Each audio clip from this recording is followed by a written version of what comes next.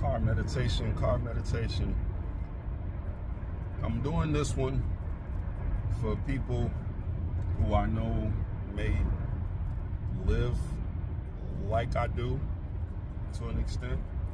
So I'm a creative, and that would be the term I would use, just to explain some of how my mind works sometimes.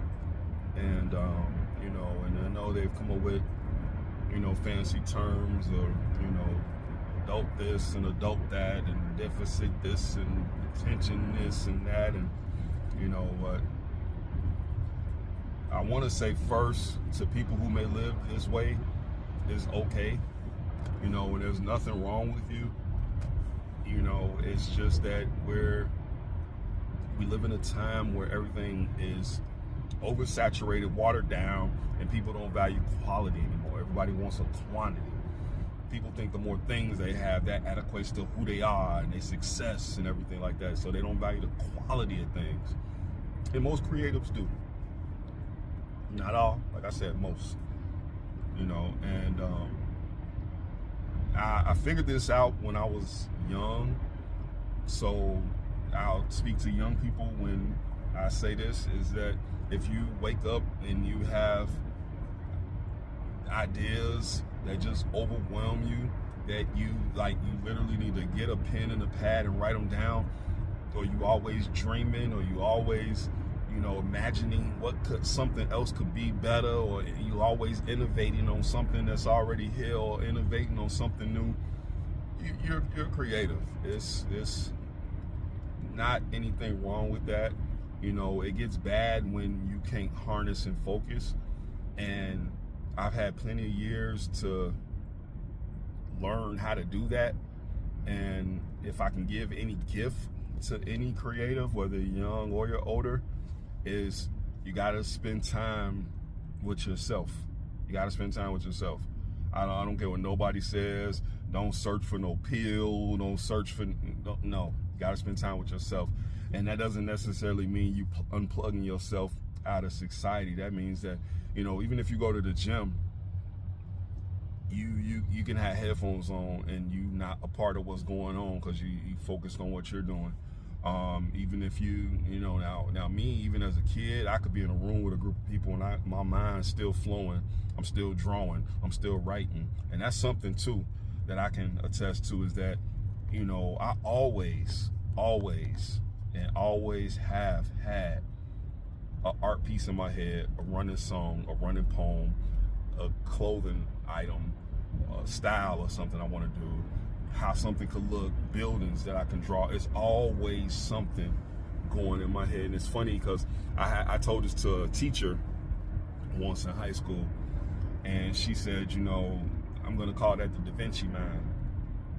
And I was like, what? And so that's what made me start I started researching other creative people that, created things and were innovative and everything. And I became a studier of people who created things and inventors, Westinghouse, Franklin, different scientists, Tesla,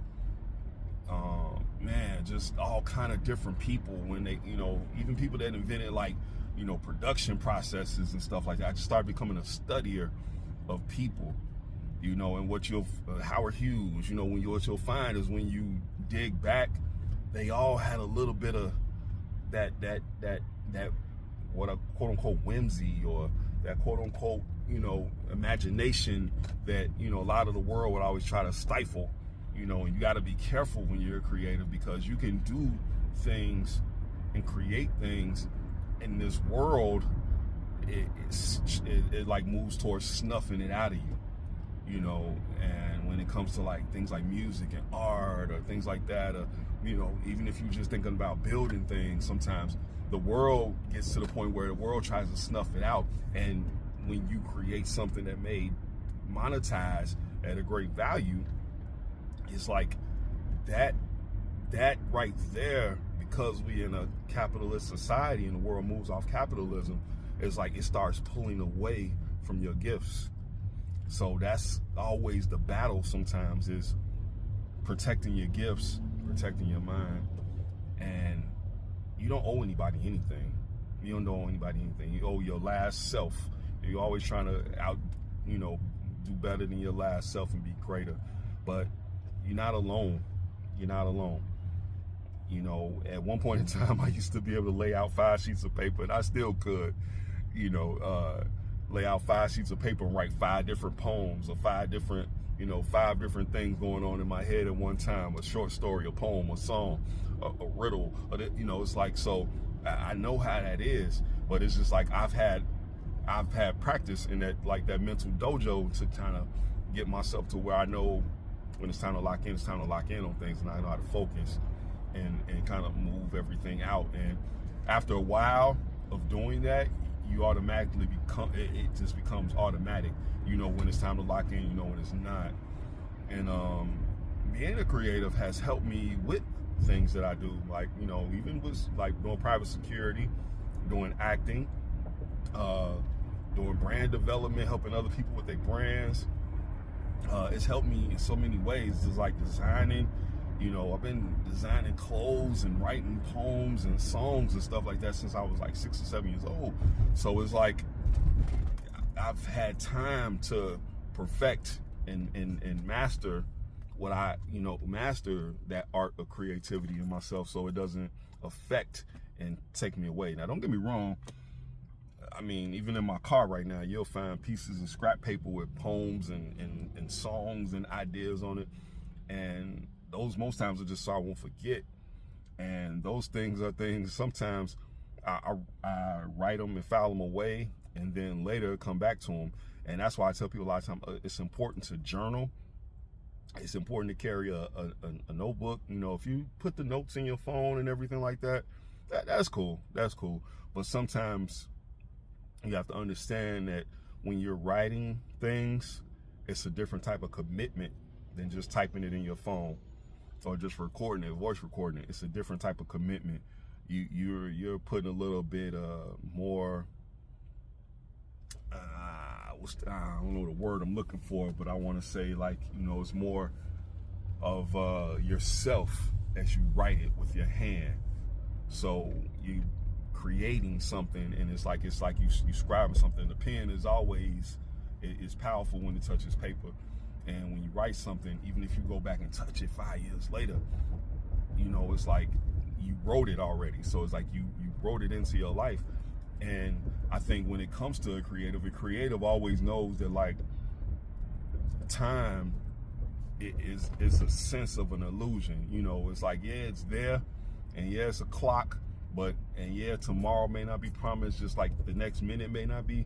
But we also know that it's an illusion, because great minds always know that, like, I'm writing this out for a time when it's time for it I'm writing this out for a time when it's meant to be presented.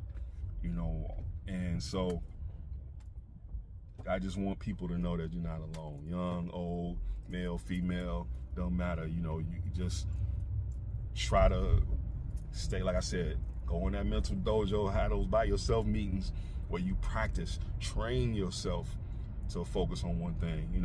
If it's a poem or something like that, train yourself to write that whole piece out and then put it to the side and then do whatever else you're doing. Train yourself. You have to do that. You have to practice like that, because if not, you're gonna always have, like, this stuff just gonna be overflowing sometimes. And look at it as a gift. Don't look at it as a torture.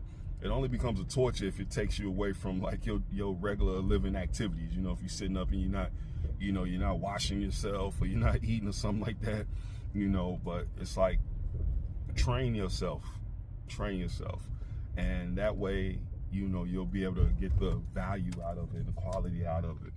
Don't think of it as you're being overwhelmed with this quantity of things. And a lot of people are like that. How many times have we seen a celebrity, and it's like they paint, they draw, they sing, they dance, they act, they do this, they do that. You be like, wow. I mean, even Kanye is one. He's one of those people that he can draw, he can sketch, he can paint, he can do this, he can do that. It's like, so cherish yourself, value yourself, fight for your life.